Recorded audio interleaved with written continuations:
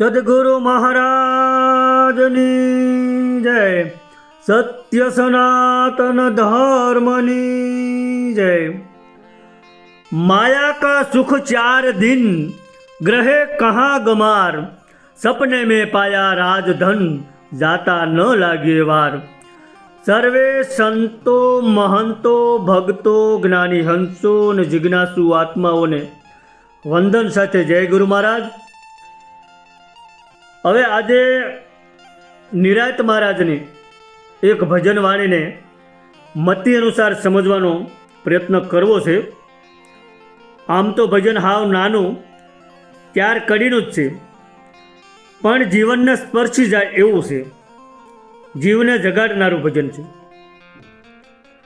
મનુષ્ય અવતાર ધરીને માણસ ખોટા મરડમાં, ખોટા અભિમાનમાં અને ગુમાનમાં ફરે છે, સંસારની મોહ માયામાં રચ્યો પચ્યો રહે છે અને અજ્ઞાનતામાં આ ખીલેલા ફૂલ જેવી જુવાની વીતી જાય છે અને સોનેરી સમય કહેવાય એવું જીવન પૂરું થઈ જાય છે। તો આવું અણમોલ જીવન વ્યર્થ વયું ન જાય એના માટે શું કરવું, એનો ઉકેલ બતાવતું, જીવનની હાચી દિશા અને રસ્તો બતાવતું અને હાચા સુખની પરખ કરાવતું, સંસારના દુઃખોનું નિવારણ બતાવતું એવું આ સુંદર મજાનું ભજન છે। અને આજે એ ભજનને મારી અલ્પમતિથી સમજવાનો પ્રયત્ન કરવો છે અને એમાં જે કાંઈ ખામી રહે, ત્રુટી રહે કે ભૂલ રહે એ બધી મારી જ છે, પણ આપ મોટું મન રાખીને ક્ષમા કરશો। તો જોઈએ ભજનના શબ્દો, ભજન શું કહેવા માગે છે। પહેલી કડીમાં શું કીધું છે કે મરડ મૂકી દો મન કો દુનિયા, મરડ મૂકી દો મન કો, ફેરફાર નહીં ફના હો જાયગા, નહીં ભરોસો તન को, મરડ મૂકી દો મન को દુનિયા, મરડ મૂકી દો મન को। હવે નિરાંત મહારાજે આ ભજનના મુખડામાં જ ભારપૂર્વકની ચેતવણી સાથે સત્ય વાસ્તવિકતા બતાવી દીધી છે અને જીવને જગાડવા માટે કરુણા સાથે કીધું છે કે હે જીવ, હે મનુષ્ય, તું આ સંસારના ઝંઝટ મૂકી દે। તું જે દુનિયાની ખેંચાતાણીમાં, માન અપમાનમાં, સુખ દુઃખમાં, કમાણી કુટુંબમાં જે મરડાય છે એ બધું સારું નથી, બિનજરૂરી છે। માટે ખોટો અહંકાર, ઉપદ, અભિમાન આ બધું છોડી દે અને જે કર્મ કરવા આવ્યા છીએ ને એ કાર્ય સવેળા કરી લ્યો, કારણ કે આ સંસાર પરિવર્તનશીલ અને નાશવંત છે। આજે જે છે તે કાલે નહીં હોય, અહીં કોઈ પણ વસ્તુ સ્થાયી નથી, બધું નાશવંત છે। અને સૌથી મોટી વાત તો એ છે કે તું જે શરીરને હું માની બેઠો છે ને એ શરીર પર તો જરા જેટલોય, એક રેતીના કણ જેટલો ભરોસો કરવા જેવો નથી। તે એક દિવસ ફના થવાનો જ છે, તેમાં કોઈ ફેરફાર થશે નહીં। તારી પાસે કદાચ ગમે એટલા રૂપિયા હશે, ગમે તેટલી સંપત્તિ હશે, તોય તું એમાંથી એક શ્વાસ પણ વેસાતો નહીં લઈ શકે। સિકંદર જેવાના દેહ પણ રહ્યા ગયા છે, તો પછી આપણે ક્યાંથી રહીશું? માટે આવેલા આ મનખો સુધારી લ્યો। તો એના માટે શું કરવું? તો કે ક્યાંથી આવ્યો છે ને ક્યાં જવાનો છે એની ખોજ કરી લો, કારણ કે મૂળ ઘર નક્કી કર્યા વિના જશો ક્યાં? હવે જ્ઞાન દ્રષ્ટિએ જોઈએ તો નિરાંત મહારાજ અહીં મનકો શબ્દ વાપરે છે। મરડ મૂકી દો મનકો, તો મનકો શબ્દ વાપરી અને સીધો જીવાત્માને સંબોધે છે, શરીરને નહીં।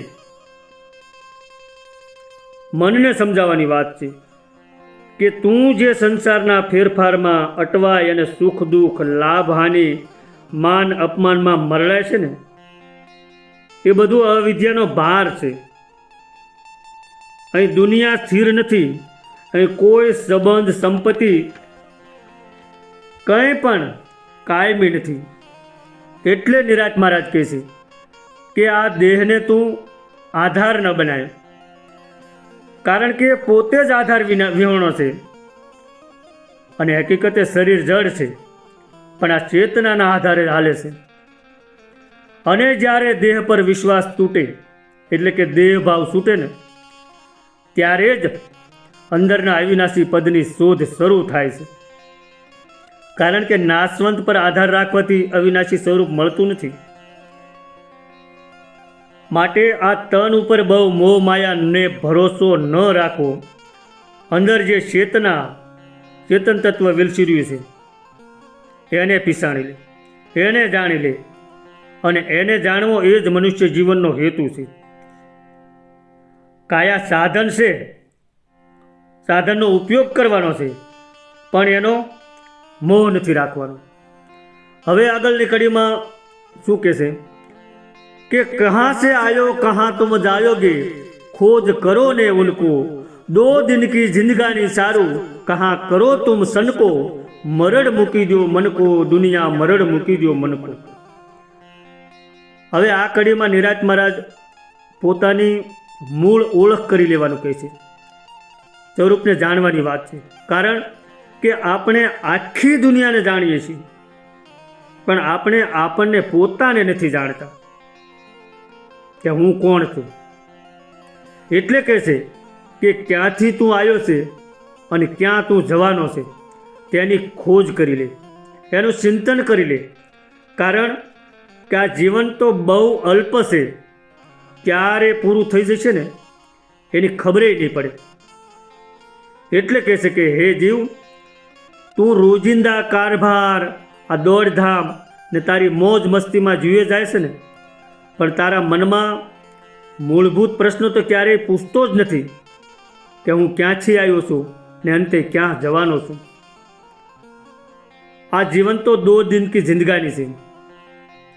આજે છે ને કાલે નથી, અને છતાંય તું આ નાશવંત જીવન માટે ક્ષણિક આનંદ, દેખાવ, માન, અહંકારના સનકામાં ફસાઈ ગયો છે. તું 2 દિવસની જિંદગી સારું શું ગર્વ કરે છે? સનકામાં જીવન વેડફાઈ જાય છે. જોકે આ નિરાંત મહારાજનો માત્ર પ્રશ્ન નથી, પણ આત્મવિચારનો દરવાજો છે. અહીંથી સાધનાની શરૂઆત થાય છે. નિરાંત મહારાજ મરડ મૂકીને નિજની ખોજ કરવાનું કહે છે, નિજ સ્વરૂપને જાણી લેવાનું કહે છે. દુનિયાનો મરડ મૂકવો એટલે સંસાર છોડવાનું નથી કીધું, પણ સંસારનો ભાર મનમાંથી ઉતારવાનું કહે છે. દેહને સંભાળવાનો છે, પણ દેહને હું નથી માનવાનું. અને 2 દિન કી જિંદગાની એવું ડરાવવા માટે નથી કીધું, પણ જાગૃત કરવા માટે કીધું છે, ચેતવવા માટે કીધું છે કે હવે સમય સરતો જાય છે, જાગી જા. અને છેલ્લે સનકો શબ્દ વાપર્યો છે, એ બહુ સમજવા જેવું છે. કારણ કે સનકો એટલે ક્ષણિક સમક્ષ, થોડાક સમય માટે એની સમક્ષ દેખાય ખરી, પણ એ કાયમી ન હોય, કે ટકે નહીં. એમ માયા હંમેશા સનકામાં જ ફસાવે છે. માટે અહીં જાગી જવાની વાત કરી છે. જાગવું એટલે ઊંઘમાંથી નહીં, નિંદરમાંથી નહીં, પણ મોહ નિંદ્રામાંથી જાગવાની અહીં વાત છે. હવે જાગીને શું કરવાનું છે, શું સમજવાનું છે, એ હવેની કડીમાં કહે છે.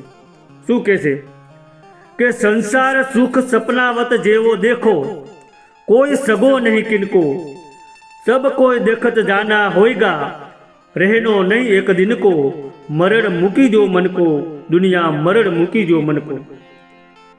હવે આ કડીમાં નિરાંત મહારાજ એવું કહેવા માગે છે કે આ સંસાર સુખ જે બધા છે ને એ બધા સપના જેવા છે, હાસા નથી. અહીં કોઈ પણ કોઈનો હાસો સગો નથી. બધા વારાફરતી ચાલ્યા જવાના છે. અહીં કોઈ રહેવાનું નથી. નિરાંત મહારાજ અહીં સંબંધ વિચ્છેદનો ડર નથી બતાવતા, પણ મોહ વિચ્છેદનો ઉપાય બતાવે છે. અને કહે છે કે સંસારનું સુખ સપના જેવું છે, મિથ્યા છે, એ કોઈનું થયું નથી અને થશે પણ નહીં. તમે જુઓ, સપનામાં કોઈ રાજા બની ગયો હોય, પણ જાગે ત્યારે હતો એનો જ હોય. એટલે જે સુખને તું સાસુ માને છે ને, એ તો સપના જેવી અનુભૂતિ છે. એ બધી જાગતા જ ખતમ થઈ જાય છે. સંસારના સંબંધો છે, પણ સગપણ કાયમી નથી. બધા સમયબદ્ધ છે. આજે જે સાથે છે તે કાલે નહીં હોય. દુનિયાની ગતિ એ જ છે. માટે કાયા માયાનો મોહ ઉપદ મૂકી અને પોતાનું કલ્યાણ કરી લેવું જોઈએ. હવે અહીં નિરાંત મહારાજ કહેવાનો ભાવ એવો છે કે સંબંધો છોડી દેવાના નથી, પણ એમાં બંધાઈ નથી જવાનું, વળગી નથી રહેવાનું. સપનામાં જેમ બધું હાસું લાગે છે ને, પણ જાગ્યા પછી બધું ખોટું હોય છે, એમ આપણું અજ્ઞાન છે ને, એ સપનારૂપ છે. જ્ઞાન વિના સંસાર સત્ય લાગે છે, પણ જ્ઞાન મળ્યા પછી એ માત્ર ભાસ બની જાય છે. પછી દેહ આધારિત, સમય આધારિત સંબંધ છે એવું સમજાઈ જાય છે. અને સમજાય ત્યારે એ સાંસારિક સંબંધોનો મોહ ધીમે ધીમે મટી જાય છે. એ સમજાઈ જાય છે કે જગતમાં હાસો સગો કોઈ નથી. હાસો સગો તો સદગુરુ અને સ્વરૂપ છે. સદગુરુના શરણે જઈ પોતાનું સ્વરૂપ જેને જાણ્યું છે ને, એની ઉપર દુઃખ ગમે તેટલા હોય તો પણ તે દુઃખી નથી. એને દુઃખનો અસર નથી થતી. દુઃખી તો સ્વપ્નરૂપી સંસારને હાસો માનનારાને છે. જાગેલો પુરુષ દુઃખી નથી હોતો. તમે જુઓ, હરિશ્ચંદ્ર રાજા, શિબી રાજા, મોરધ્વજ રાજા, આવા તો ઘણા બધા દાખલા આપણે લઈ શકીએ. આ બધા ઉપર દુઃખ ઓછા નહોતા પડ્યા, પણ એ જાગૃત પુરુષ હતા. એને દુઃખની અસર નહોતી થઈ. દુઃખથી તેઓ વિહવળ થઈને ભાંગી નહોતા પડ્યા.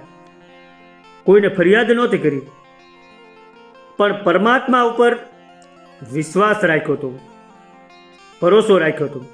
અને છેલ્લે રહનો નહીં એક દિન કો, એ પંક્તિ શરીરના મૃત્યુની યાદ તો અપાવે છે કે આ શરીર નાશવંત છે, એક દિવસ પડી જવાનું છે, એવી યાદી તો અપાવે છે. પણ એની સાથે અવિનાશી તત્વની યાદ પણ અપાવે છે.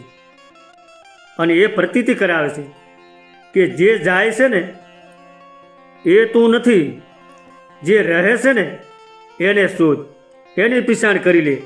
અને એની ઓળખ કોણ કરાવે છે? સદગુરુ કરાવે છે.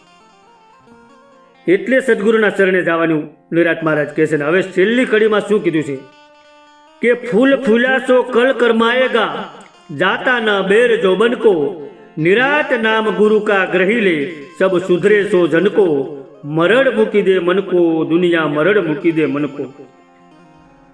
હવે નિરાંત મહારાજ આ કડીમાં સમયની તીવ્રતા સમજાવે છે કે આ જગતમાં કાયમી કાંઈ નથી. અને ફૂલની ઉપમા આપી આ માનવ દેહની ક્ષણભંગુરતા સમજાવી છે કે જે ફૂલ આજે ખીલ્યું છે ને એ કાલે કરમાવાનું જ છે, મુરઝાઈ જ જવાનું છે. એમ આ જોબનિયાને એટલે કે જુવાનીને જાતા વાર નથી લાગતી. કાયાથી કોઈ અમર થયું નથી. માટે કાયા માયાનો મોહ મૂકી દો અને હરિભજન કરી લ્યો. નિરાંત મહારાજ કહે છે કે ગુરુનું નામ ગ્રહણ કરી લ્યો તો તારો જન્મારો સુધરી જશે.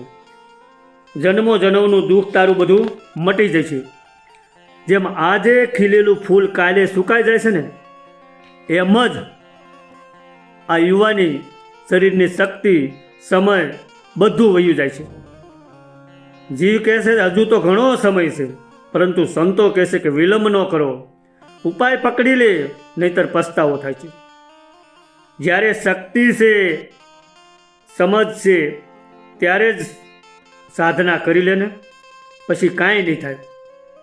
અને વિશેષમાં અહીં જ્ઞાન દ્રષ્ટિએ ફૂલ ખીલવું એટલે દેહની શ્રેષ્ઠ અવસ્થા બતાવી છે. એટલે કે 16 કળાએ ખીલેલી યુવાની, ફૂલ ખીલવું એટલે 16 કળાએ ખીલેલી યુવાની, શક્તિ હોય, જોમ હોય એવી અવસ્થા. અને આવી અવસ્થા હોય ને ત્યારે નિરાત મહારાજ ભજન કરી લેવાનું કહે છે. કારણ કે પછી બુઢાપામાં શું થાય? અને ફૂલ મુરઝાવવું એનો અર્થ જરા, ગઢપણ, વ્યાધિ અને છેલ્લે મૃત્યુ એવો અર્થ સમજવાનો છે. પછી બુઢાપામાં કાંઈ નહીં થાય, કારણ કે દેહ જ ડગમગતો હોય છે, ઇન્દ્રિયો સાથ નહીં આપતી હોય, ત્યારે પછી શું થઈ શકે? કાંઈ ન થાય. એટલે સંતો કહે છે કે દેહ પર ભરોસો રાખશો નહીં, સાધન હાથમાંથી સરકી જશે. માટે ફૂલ ખીલ્યું છે ને ત્યારે એની સુગંધ, એની ફોરમ લઈ લો. મુરઝાયા પછી હાથમાં કશું નહીં રહે. એટલે તો મેકરણ દાદાએ પણ એમની એક વાણીમાં, એક કડીમાં એવું કીધું છે કે કાયાના કુડા રે ભરોસા, દેહુના જૂઠા રે દિલાચા રે, મેના રે બોલે ગઢને કાંગરે રે. આ કાયાનો ભરોસો કરવા જેવું નથી, ક્યારે પડી જાય છે. માટે નિરાત મહારાજ કહે છે કે નિરાત નામ ગુરુ કા ગ્રહી લે, સબ સુધરે સો જન કો. નિરાત મહારાજ કહે છે કે સદગુરુના શરણે જઈને નામ ગ્રહણ કરી લે તો બધું સુધરી જાય. હવે બધું સુધરે એટલે સંસાર સુધરે એવું નથી કીધું. પરિસ્થિતિ બદલાઈ જાય, ગરીબી હોય તો અમીરી આવી જાય એવું નથી કીધું. પણ શું બદલાય? તારી દ્રષ્ટિ સુધરી જાય, તારો અહંકાર ઓગળી જાય, તારો મરડ મટી જાય, તારો ભય નષ્ટ પામે અને તું નિર્ભય બની જા. તને તારા હાચા સ્વરૂપની ઓળખ થઈ જાય. પછી જીવ શું છે, જગત શું છે અને જગદીશ શું છે ને એ તને સમજાઈ જાય. પછી તને કશો ડર નહીં રહે, તને મૃત્યુનો પણ ભય નહીં રહે, મૃત્યુનો ડર નહીં રહે. કારણ કે પછી મરવાનો જ નથી, પછી મૃત્યુનો શું ડર હોય? આવી વાત નિરાત મહારાજ આ ભજનમાં સમજાવી જાય છે.